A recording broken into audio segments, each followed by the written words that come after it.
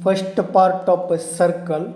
Here from the figure there are circle whose center is A and second circle whose center is B. If the radius are equal, then these two circles are known as the congruent circles. म्हणजे दोन सर्कलचे त्रिज्या समान आहेत म्हणून हे दोन्हीही वर्तुळे एकरूप वर्तुळे आहेत. Here C is the center of circle, second circle, third circle, fourth circle and so on. That means center is one but radius are different. This type of circles are known as concentric circles. म्हणजेच ह्याला आपण समकेंद्री वर्तुळे असं म्हणतात. केंद्र एकच आहे पण त्रिज्या वेगवेगळी आहेत. अशा वर्तुळांना समकेंद्री वर्तुळे म्हणतात. Figure number 3. Here take a circle whose center is D, second circle whose center is G. Here these two circles are intersect in 2 points known as intersecting circles. म्हणजे दोन वर्तुळे एकमेकांना छेदलेले आहेत म्हणून याला छेदणारे वर्तुळे असे म्हणतात. Passing through 1, 2 and 3 points. Here point D is given. Here in point D, here infinite circle pass through one point. Here first circle, then second circle, third circle and so on. Here point D is given. Here there are circle pass through one point.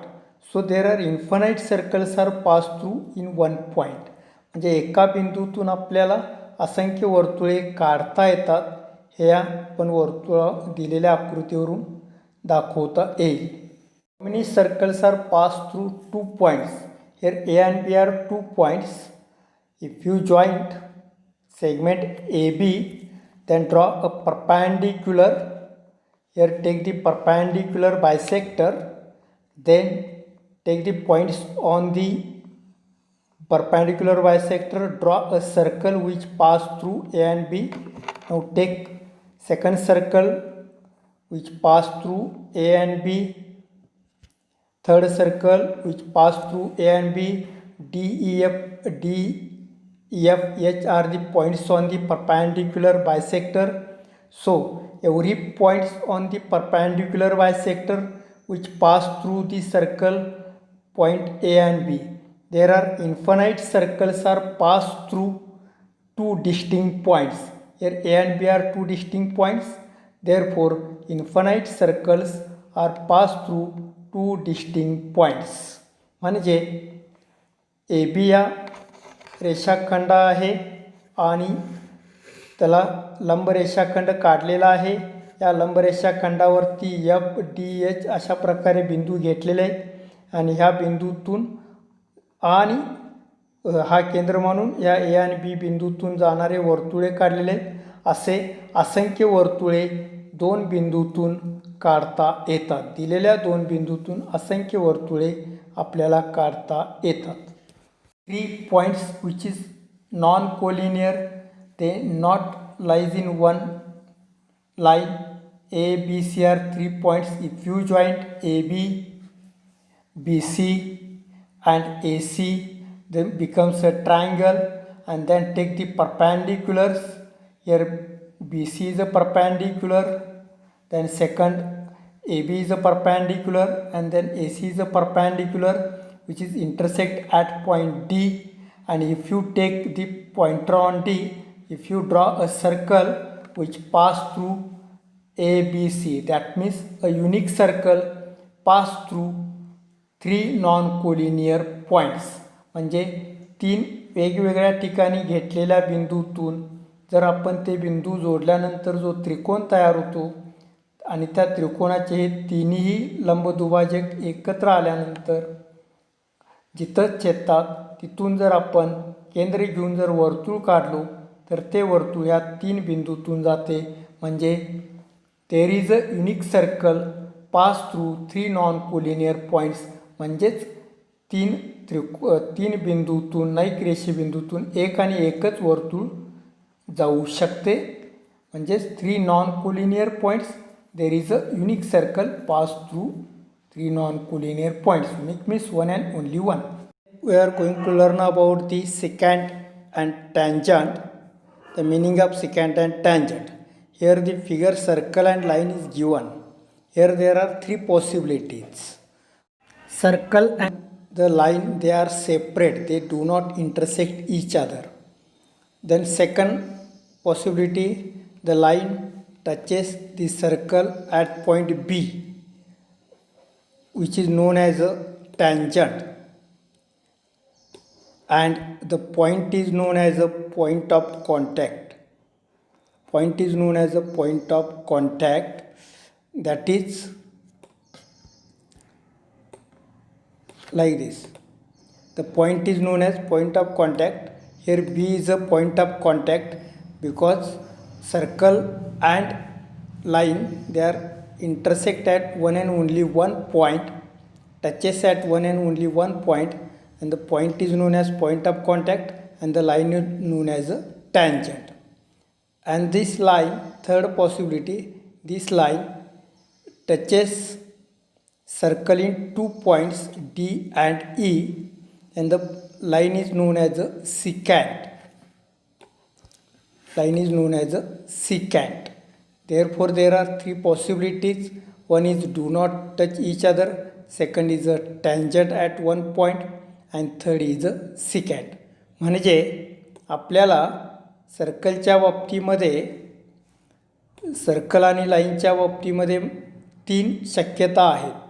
एक, line आणि circle हे एकमेकांना छेदत नाहीत. दुसरी शक्यता, line सर्कलच्या एक आणि एक पॉईंटलाच छेदते.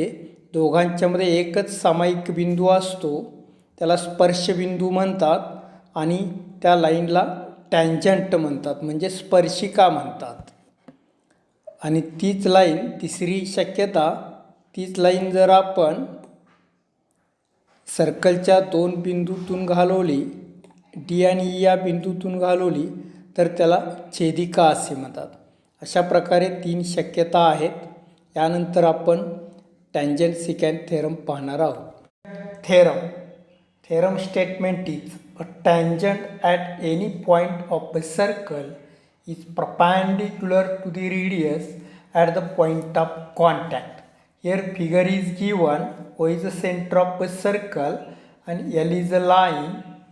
Here touches at point A, which is point of contact, and OA is a radius. Here line L is a tangent with the center O at the point of contact A. Now to prove that line L is perpendicular to radius OA. Now prove. Here we have to prove that indirect method, that means indirect proof of this theorem. Here first assume that the line L is not perpendicular to OA. That means OA is not perpendicular to OA. Here assume. That means suppose segment OB drawn perpendicular to line B and A are not same. That is, take a point C. That means OA is not perpendicular to line L, suppose. Then now to draw, OB is perpendicular to line L, and take point C on this line L such that A dash B dash C, that means B lies between A and C, that is AB is equal to BC. Now if you join OA and OC, there are two triangles is to be formed. In triangle OBC and in triangle OBA, here first BC is equal to BA because construction. Second, angle OBC is equal to angle OBA, each 90 degree. Now third, OB is equal to OB is a common side. Therefore these two triangles are congruent by, that means congruent by SAS test. Means OC is equal to OA. That means OC and OA are equal. But OA is a radius of OC is also radius. Therefore, in a circle there are two radius which is touches at point A and C on the line L. that is C lies on the circle. That means A is lies on the circle and lies on the line. C is also lies on the circle and lies on the line. That means line L intersect the circle in two distinct points A and C. But line L is a tangent. By definition, tangent and circle there is one and only one common point, which is known as point of contact. Here A is known as a point of contact. Therefore here there are two point of contacts. That means here point of intersection of circle in only one point. Therefore our assumption is wrong. That is L is not perpendicular to A is wrong. Therefore line L is perpendicular to radius OA. That means OA is perpendicular to radius. That means line L is perpendicular to radius OA. Tangent theorem म्हणजे स्पर्शिका त्रिज्या प्रमेय. प्रमेय असा आहे, वर्तुळाच्या कोणत्याही बिंदूतून जाणारी स्पर्शिका तो बिंदू केंद्राशी जोडणाऱ्या त्रिज्येला लंब असतो. हे प्रमेय आपण अप्रत्यक्षरित्या सिद्ध करायचं आहे. इथं पक्षामध्ये दिलेलं आहे. ओ हा वर्तुळाचा केंद्रबिंदू आहे. एल ही वर्तुळाला रेषा एल ही ए बिंदूमध्ये स्पर्श केलेली आहे.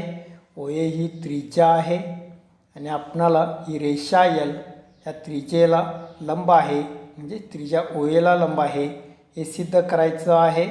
हे आपण अप्रत्यक्षपणे सिद्ध करायचं आहे. समजा रेषा एल रेख ओ एला लंब नाही, म्हणजेच ओ बिंदूतून रेषा एलवर ओ बी हा लंब रेषाखंड काढलेला आहे, लंब रेषा काढलेला आहे. म्हणजेच ओ बी हा लंब रेषा काढला. त्यामुळे बिंदू ए आणि बिंदू बी हे दोन्ही भिन्न बिंदू असले पाहिजेत. रेषा एलवर आणखीन एक सी बिंदू घेतला आणि तो बिंदू असा घ्या की बी हा ए आणि सीच्या दरम्यान असेल आणि बी ए बरोबर बी सी असेल आणि ओ ए आणि ओ सी जोडले असता दोन त्रिकोण तयार होतात. तर त्रिकोण ओ बी सी व त्रिकोण ओ बी एमध्ये रेख बी सी बरोबर रेख बी ए तसा आपण रचना केलेली आहे. कोण ओ बी सी बरोबर कोण ओ बी ए म्हणजेच एकरूप आहेत, प्रत्येकी 90 अंश. रेख ओ बी एकरूप रेख ओ बी सामायिक आहेत, म्हणून हे दोन त्रिकोण ओ बी सी आणि त्रिकोण ओ बी ए हे एकरूप आहेत बाकोबा कसोटीनुसार. याचाच अर्थ ओ ए आणि ओ सी हे समान असणार एकरूप त्रिकोणाचे संगत बाजू. परंतु ओ ए ही त्रिज्या आहे, ओ सी पण त्रिज्याच झाली. म्हणजेच सी हा बिंदू वर्तुळावरही असला पाहिजे. म्हणजेच रेषा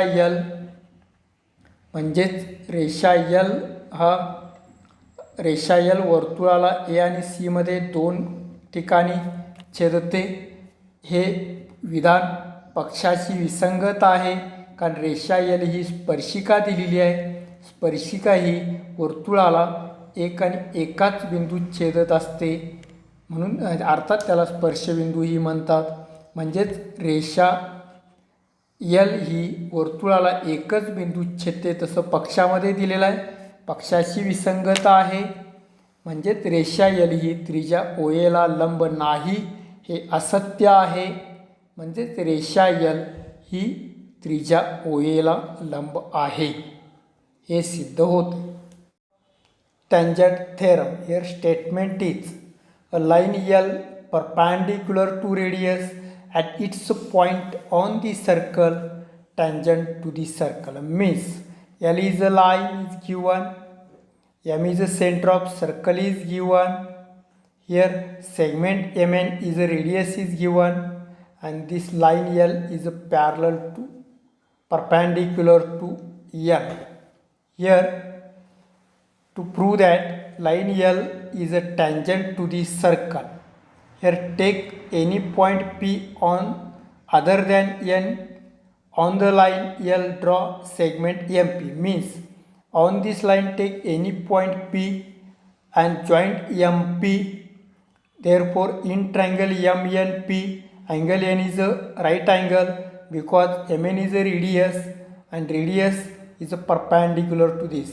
Therefore segment PM is a hypotenuse because triangle MNP is a right angle triangle, MN is a hypotenuse. Here segment MP is greater than segment MN, that means hypotenuse is greater than other two sides, that is segment MN is a radius. Therefore point P cannot lies on the circle, no other point except point N of the line L on the circle. That means line L is intersected only one point in N. Therefore line L is a tangent to the circle. Means only MN is a radius, only point P cannot lie on the no other except point N. Therefore line L is only one tangent at point N, and that is line L is a tangent to the circle. म्हणजे आपणाला स्पर्शिका त्रिज्या प्रमेयाचा व्यत्यास बघायचा आहे. प्रमेय असा आहे, वर्तुळाच्या त्रिज्येच्या बाह्य टोकातून जाणारी आणि त्या त्रिज्येला लंब असणारी रेषा त्या वर्तुळाला स्पर्शिका असते. पक्षामध्ये दिलेला आहे रेख MN ही केंद्र M असलेल्या वर्तुळाची त्रिज्या आहे आणि रेषा L त्रिज्या आहे. रेषा L ही त्रिज्या MN ला लंब आहे आणि आपल्याला सिद्ध करायचं आहे रेषा L ही वर्तुळाची स्पर्शिका आहे. सिद्ध करण्यासाठी आपल्याला तर सिद्धता आहे रेषा L चा P हा N खेरीज दुसरा कोणताही बिंदू घेतला, म्हणजे P हा रेषा L वर आणखीन एक बिंदू असा घेतला N सोडून की त्रिकोण MNP हा काटकोन त्रिकोण तयार होईल. म्हणजेच आता त्रिकोण MNP मध्ये कोण N हा काटकोन झाला आणि MP हा कर्ण झाला. याचा अर्थ रेख MP हा रेख MN पेक्षा मोठा असणार आहे, कारण कर्ण हा इतर दोन बाजूपेक्षा मोठा असतो. म्हणजेच बिंदू P हा वर्तुळावर असणे शक्य नाही, कारण MP हा पण त्रिज्या आला, MN हे पण त्रिज्या आहे. याचा अर्थ बिंदू P हा वर्तुळावर असणे शक्य नाही. म्हणजेच रेषा L चा N खेरीज इतर कोणताही बिंदू वर्तुळावर नाही. याचा अर्थ रेषा L ही वर्तुळाला N मध्ये एक आणि एकाच बिंदू छेदते. याचाच अर्थ रेषा L ही त्या वर्तुळाची स्पर्शिका आहे हे सिद्ध होते. Segment theorem. Here the statement of theorem. Tangent segments drawn from an external point to a circle are congruence. Means here A is the center of a circle, PD and QD are two tangents. Here given A is the center of circle, D is an external point. Here there are two tangents. To prove that these two tangents are congruent, means DP segment DP congruent to segment DQ. Here construction, draw AP joint and AQ is a joint, that means draw radius AP and AQ. Here complete the activity. Here there are two triangles is to be formed, triangle PAD and triangle QAD. Here number 1, PA segment PA congruent to segment AQ or QA because radius of same circle. Number 2, segment AD congruent to segment AD because common side. Third, angle APD congruent to angle AQD because each 90 degree, because radius and tangents are perpendicular. Therefore from 1 to 3 these two triangles are congruent. Triangle PAD congruent to triangle QAD by hypotenuse side test, and therefore segment DP congruent to segment DQ by CSCT, corresponding sides of a congruent triangle. Therefore from external point there are two tangent segments are drawn. Here we have proved. म्हणजेच आपणाला स्पर्शिका खंडाचे प्रमेय बघायचं आहे. प्रमेय आहे, वर्तुळाच्या बाह्य भागातील बिंदूपासून त्या वर्तुळाला काढलेल्या स्पर्शिका खंड एकरूप असतात. इथं पक्षामध्ये दिलेलं आहे. ए हा वर्तुळाचा केंद्रबिंदू आहे आणि डी वर्तुळाच्या बाहेरील बिंदू आहे. आणि आपल्याला ए हा वर्तुळाचा केंद्र आणि डी वर्तुळाच्या बाहेरील बिंदू आहे. तर आपण रचना करायची आहे. ए पी आणि ए क्यू जोडलेलं आहे आणि आपल्याला दाखवायचं आहे रेख डी पी आणि रेख डी क्यू हे कॉन्ग्रुअन्स आहेत. म्हणजेच स्पर्शिका खंड समान असतात हे दाखवायचं आहे. तर सिद्धतामध्ये दोन त्रिकोण विचारात घेतलेले, त्रिकोण पी ए डी आणि त्रिकोण क्यू ए डीमध्ये बाजू पी ए एकरूप बाजू क्यू ए, कारण एकाच वर्तुळाच्या त्रिज्या आहे. नंबर 2, बाजू ए डी आणि बाजू ए डी कॉन्ग्रुअन्स आहेत कारण सामायिक बाजू. Number 3, cone A P D बरोबर कोन ए क्यू डी बरोबर 90 अंश स्पर्शिका प्रमेय. म्हणजेच 1, 2, 3 वरून त्रिकोण पी ए डी आणि त्रिकोण क्यू ए डी हे एकरूप आहेत कारण कर्णभुजा प्रमेयानुसार. म्हणजेच बाजू डी पी आणि बाजू डी क्यू हे एकरूप असणार कारण एकरूप त्रिकोणाचे एकरूप भुजा. म्हणजेच वर्तुळाच्या बाहेरील बिंदूतून डी पी आणि डी क्यू असे दोन स्पर्शिका खंड काढता येतात हे आपण सिद्ध केले.